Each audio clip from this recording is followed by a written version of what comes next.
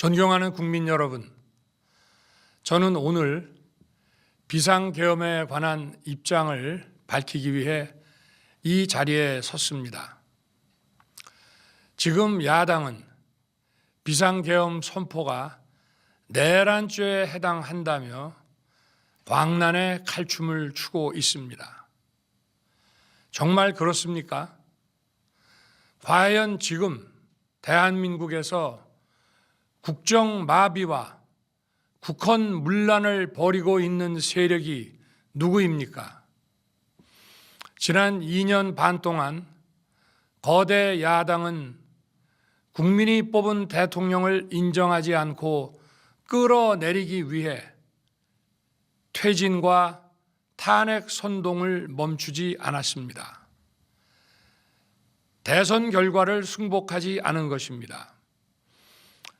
대선 이후부터 현재까지 무려 178회에 달하는 대통령 퇴진 탄핵 집회가 임기 초부터 열렸습니다. 대통령의 국정 운영을 마비시키기 위해 우리 정부 출범 이후부터 지금까지 수십 명의 정부 공직자 탄핵을 추진했습니다. 탄핵된 공직자들은 아무 잘못이 없어도 소추부터 판결 선고시까지 장기간 직무가 정지됩니다. 탄핵이 발의되고 소추가 이루어지기 전 많은 공직자들이 자진 사퇴하기도 하였습니다. 탄핵 남발로 국정을 마비시켜 온 것입니다. 장관, 방통위원장 등을 비롯하여 자신들의 비위를 조사한 감사원장과 검사들을 탄핵하고 판사들을 겁박하는 지경에 이르렀습니다. 자신들의 비위를 덮기 위한 방탄 탄핵이고 공직기관과 법질서를 완전히 무너뜨리는 것입니다. 뿐만 아니라 위헌적 특검 법안을 27번이나 발의하면서 정치 선동 공세를 가해 왔습니다. 급기야는 범죄자가 스스로 자기에게 면죄부를 주는 셀프 방탄 입법까지 밀어붙이고 있습니다. 거대 야당이 지배하는 국회가 자유민주주의의 기반이 아니라 자유민주주의 헌정 질서를 파괴하는 괴물이 된 것입니다. 이것이 국정마비요, 국가 위기 상황이 아니면 무엇이란 말입니까? 이것뿐만이 아닙니다. 지금 거대 야당은 국가 안보와 사회 안전까지 위협하고 있습니다. 예를 들어 지난 6월 중국인 3명이 드론을 띄워 부산에 정박 중이던 미국 항공모함을 촬영하다 적발된 사건이 있었습니다.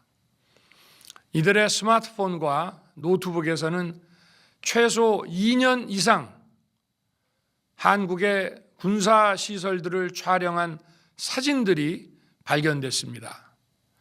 지난달 40일에는 40대 중국인이 드론으로 국정원을 촬영하다 붙잡혔습니다. 이 사람은 중국에서 입국하자마자 곧장 국정원으로 가서 이 같은 일을 벌인 것으로 확인됐습니다. 하지만 현행 법률로는 외국인의 간첩 행위를 간첩죄로 처벌할 길이 없습니다. 이러한 상황을 막기 위해 형법의 간첩죄 조항을 수정하려 하였지만 거대 야당이 완강히 가로막고 있습니다. 지난 정권 당시 국정원의 대공수사권을 박탈한 것도 모자라서 국가보안법 폐지도 시도하고 있습니다. 국가 안보를 위협하는 간첩을 잡지 말라는 것 아닙니까? 북한의 불법적인 핵무장과 미사일 위협 도발에도, GPS 교란과 오물 풍선에도, 민주노총 간첩 사건에도 거대 야당은 이에 동조할 뿐 아니라 오히려 북한 편을 들면서 이에 대응하기 위해 고군분투하는 정부를 흠집내기만 했습니다.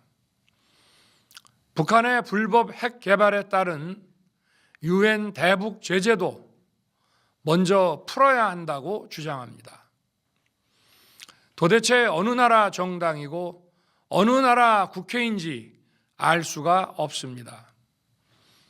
검찰과 경찰의 내년도 특경비, 특활비 예산은 아예 0원으로 깎았습니다. 금융사기 사건, 사회적 약자 대상 범죄, 마약 수사 등 민생침해 사건 수사, 그리고 대공수사에 쓰이는 기묘한 예산입니다. 마약, 딥페이크 범죄 대응 예산까지도 대폭 삭감했습니다. 자신들을 향한 수사 방해를 넘어 마약 수사, 조폭 수사와 같은 민생사범 수사까지 가로막는 것입니다. 대한민국을 간첩 천국, 마약 소굴, 조폭 나라로 만들겠다는 것 아닙니까?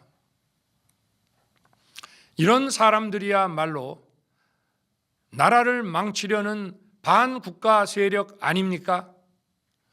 그래놓고 자신들의 특권을 유지하기 위한 국회 예산은 오히려 늘렸습니다. 경제도 위기 비상 상황입니다. 거대 야당은 대한민국의 성장 동력까지 꺼뜨리려고 하고 있습니다. 민주당이 삭감한 내년 예산 내역을 보면 잘 알 수 있습니다. 원전 생태계 지원 예산을 삭감하고 체코 원전 수출 지원 예산은 무려 90%를 깎아버렸습니다. 차세대 원전 개발 관련 예산은 거의 전액을 삭감했습니다. 기초과학연구, 양자, 반도체, 바이오 등 미래 성장 동력 예산도 대폭 삭감했습니다. 동해가스전 시추 예산, 이른바 대왕고래 사업 예산도 사실상 전액 삭감했습니다.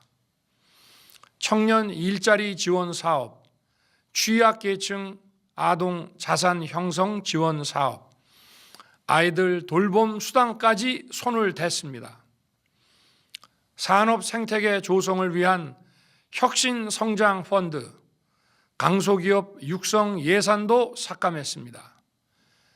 재해 대책 예비비는 무려 1조 원을 삭감하고 팬데믹 대비를 위한 백신 개발과 관련 R&D 예산도 깎았습니다.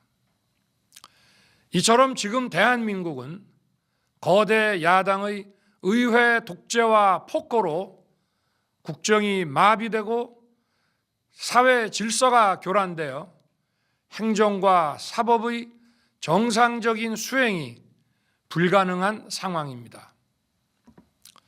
국민 여러분, 여기까지는 국민 여러분께서도 많이 아시고 계실 것입니다. 하지만 제가 비상계엄이라는 엄중한 결단을 내리기까지 그동안 직접 차마 밝히지 못했던 더 심각한 일들이 많이 있습니다. 작년 하반기 선거관리위원회를 비롯한 헌법기관들과 정부 기관에 대해 북한의 해킹 공격이 있었습니다.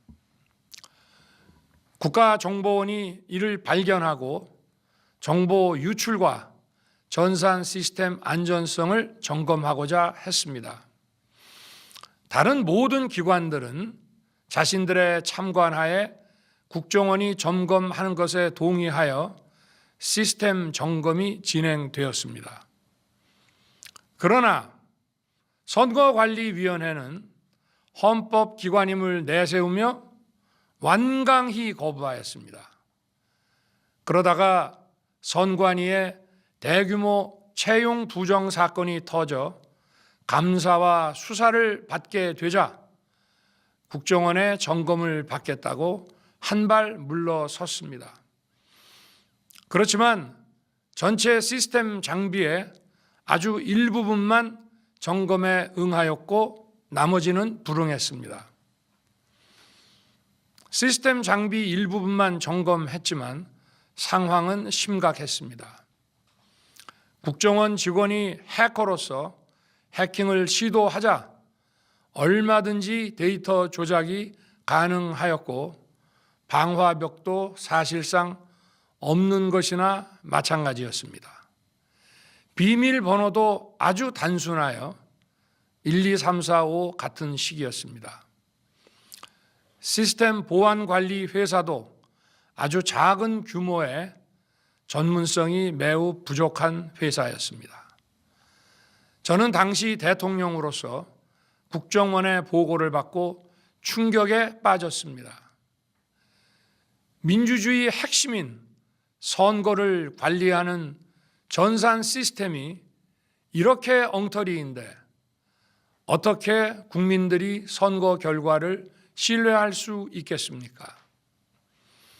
선관위도 국정원의 보안 점검 과정에 입회하여 지켜보았지만 자신들이 직접 데이터를 조작한 일이 없다는 변명만 되풀이할 뿐이었습니다. 선관위는 헌법기관이고 사법부 관계자들이 위원으로 있어 영장에 의한 압수수색이나 강제 수사가 사실상 불가능합니다. 스스로 협조하지 않으면 진상규명이 불가능합니다. 지난 24년 4월 총선을 앞두고도 문제 있는 부분에 대한 개선을 요구했지만 제대로 개선되었는지는 알 수 없습니다. 그래서 저는 이번에 국방장관에게 선관위 전산 시스템을 점검하도록 지시한 것입니다. 최근 거대 야당 민주당이 자신들의 비리를 수사하고 감사하는 서울중앙지검장과 검사들, 헌법기관인 감사원장을 탄핵하겠다고 하였을 때 저는 이제 더 이상은 그냥 지켜볼 수만 없다고 판단했습니다. 뭐라도 해야 되겠다고 생각했습니다. 이들은 이제 곧 사법부에도 탄핵의 칼을 들이댈 것이 분명했습니다. 저는 비상계엄령 발동을 생각하게 되었습니다.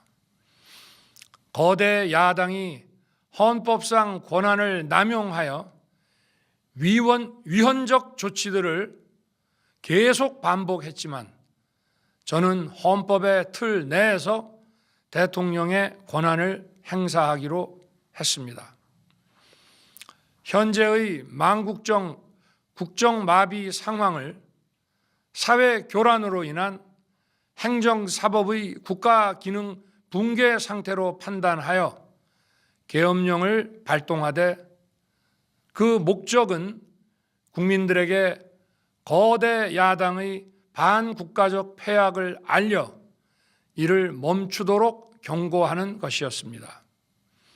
그럼으로써 자유민주주의 헌정질서의 붕괴를 막고 국가 기능을 정상화하고자 하였습니다.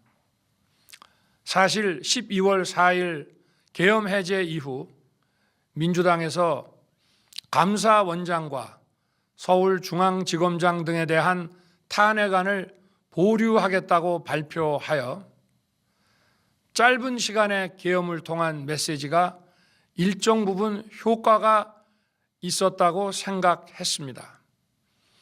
그러나 이틀 후 보류하겠다던 탄핵 소추를 그냥 해버렸습니다.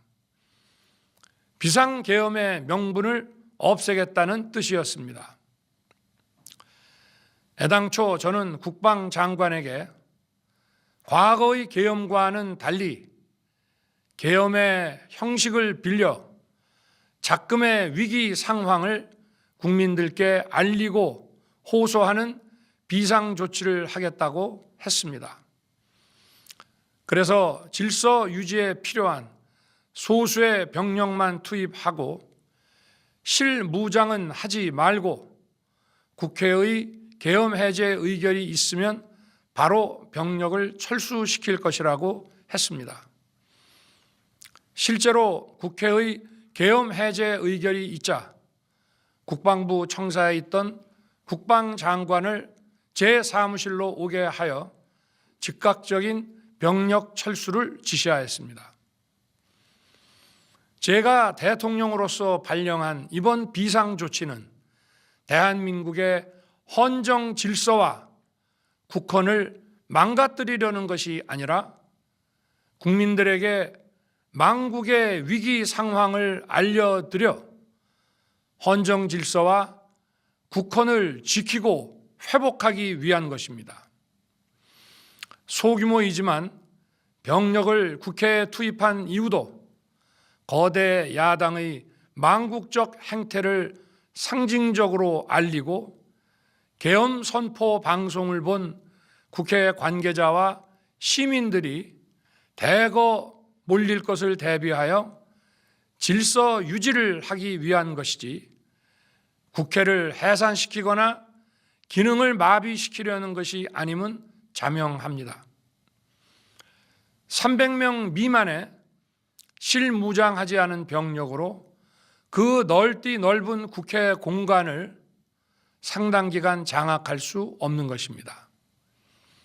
과거와 같은 계엄을 하려면 수만 명의 병력이 필요하고 광범위한 사전 논의와 준비가 필요하지만 저는 국방장관에게 계엄령 발령 담화 방송으로 국민들께 알린 이후에 병력을 이동시키라고 지시했습니다. 그래서 10시 30분 담화 방송을 하고 병력 투입도 11시 30분에서 12시 조금 넘어서 이루어졌으며 1시 조금 넘어 국회의 계엄 해제 결의가 있자 즉각 군 철수를 지시하였습니다. 결국 병력이 투입된 시간은 한두 시간 정도에 불과합니다. 만일 국회 기능을 마비시키려 했다면 평일이 아닌 주말을 기해서 계엄을 발동했을 것입니다. 국회 건물에 대한 단전 단수 조치부터 취했을 것이고 방송 송출도 제한했을 것입니다. 그러나 그 어느 것도 하지 않았습니다. 국회에서 정상적으로 심의가 이루어졌고 방송을 통해 온 국민이 국회 상황을 지켜보았습니다.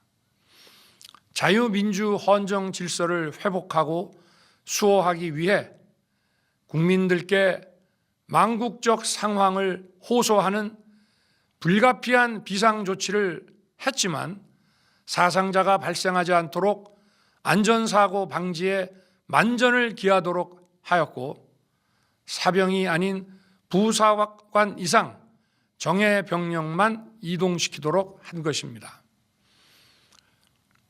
저는 이번 비상계엄을 준비하면서 오로지 국방장관하고만 논의하였고 대통령실과 내각 일부 인사에게 선포 직전 국무회의에서 알렸습니다. 각자의 담당 업무 관점에서 우려되는 반대 의견 개진도 많았습니다. 저는 국정 전반을 보는 대통령의 입장에서 현 상황에서 이런 조치가 불가피하다고 설명했습니다. 군 관계자들은 모두 대통령의 비상계엄 발표 이후 병력 이동 지시를 따른 것이니만큼 이들에게는 전혀 잘못이 없습니다. 그리고 분명히 말씀드리지만 저는 국회 관계자의 국회 출입을 막지 않도록 하였고, 그래서 국회의원과 엄청나게 많은 인파가 국회 마당과 본관, 본회의장으로 들어갔고 계엄해제 안건 심의도 진행된 것입니다. 그런데도 어떻게든 내란죄를 만들어 대통령을 끌어내리기 위해 수많은 허위 선동을 만들어내고 있습니다. 도대체 2시간짜리 내란이라는 것이 있습니까? 질서 유지를 위해 소수의 병력을 잠시 투입한 것이 폭동이란 말입니까? 거대 야당이 거짓 선동으로 탄핵을 서두르는 이유가 무엇이겠습니까? 단 하나입니다. 거대 야당 대표의 유죄 선고가 임박하자 대통령의 탄핵을 통해 이를 회피하고 조기 대선을 치르려는 것입니다. 국가 시스템을 무너뜨려서라도 자신의 범죄를 덮고 국정을 장악하려는 것입니다. 이야말로 국헌문란 행위 아닙니까? 저를 탄핵하든 수사하든 저는 이에 당당히 맞설 것입니다. 저는 이번 계엄 선포와 관련해서 법적, 정치적 책임 문제를 회피하지 않겠다고 이미 말씀드린 바 있습니다. 저는 대통령 취임 이후 지금까지 단 한순간도 개인적인 인기나 대통령 임기 자리 보존에 연연해 온 적이 없습니다. 자리 보존 생각만 있었다면 국헌문란 세력과 구태여 맞서 싸울 일도 없었고 이번과 같이 비상계엄을 선포하는 일은 더더욱 없었을 것입니다. 5년 임기 자리 지키기에만 매달려 국가와 국민을 외면할 수 없었습니다. 저를 뽑아주신 국민의 뜻을 저버릴 수 없었습니다. 하루가 멀다 하고 다수의 힘으로 입법 폭거를 일삼고 오로지 방탄에만 혈안되어 있는 거대 야당의 의회 독재에 맞서 대한민국의 자유민주주의와 헌정 질서를 지키려 했던 것입니다. 그 길밖에 없다고 판단해서 내린 대통령의 헌법적 결단이자 통치 행위가 어떻게 내란이 될 수 있습니까? 대통령의 비상계엄 선포권 행사는 사명권 행사, 외교권 행사와 같은 사법심사의 대상이 되지 않는 통치 행위입니다. 국민 여러분, 지금 야당은 저를 중범죄자로 몰면서 당장 대통령직에서 끌어내리려 하고 있습니다. 만일 망국적 국헌문란 세력이 이 나라를 지배한다면 어떤 일이 벌어지겠습니까? 위헌적인 법률, 셀프 면죄부 법률, 경제 폭망 법률들이 국회를 무차별 통과해서 이 나라를 완전히 부술 것입니다. 원전 산업, 반도체 산업을 비롯한 미래 성장 동력은 고사될 것이고 중국산 태양광 시설들이 전국의 살림을 파괴할 것입니다. 우리 안보와 경제의 기반인 한미 동맹, 한미일 공조는 또다시 무너질 것입니다. 북한은 핵과 미사일을 고도화하여 우리의 삶을 더 심각하게 위협할 것입니다. 그러면 이 나라 대한민국의 미래가 어떻게 되겠습니까? 간첩이 활개치고 마약이 미래 세대를 망가뜨리고 조폭이 설치는 그런 나라가 되지 않겠습니까? 지금껏 국정 마비와 국헌 문란을 주도한 세력과 범죄자 집단이 국정을 장악하고 대한민국의 미래를 위협하는 일만큼은 어떤 일이 있어도 막아야 합니다. 저는 끝까지 싸울 것입니다. 국민 여러분, 국정 마비의 망국적 비상 상황에서 나라를 지키기 위해, 국정을 정상화하기 위해 대통령의 법적 권한으로 행사한 비상계엄 조치는 대통령의 고도의 정치적 판단이고 오로지 국회의 해제 요구만으로 통제할 수 있는 것입니다.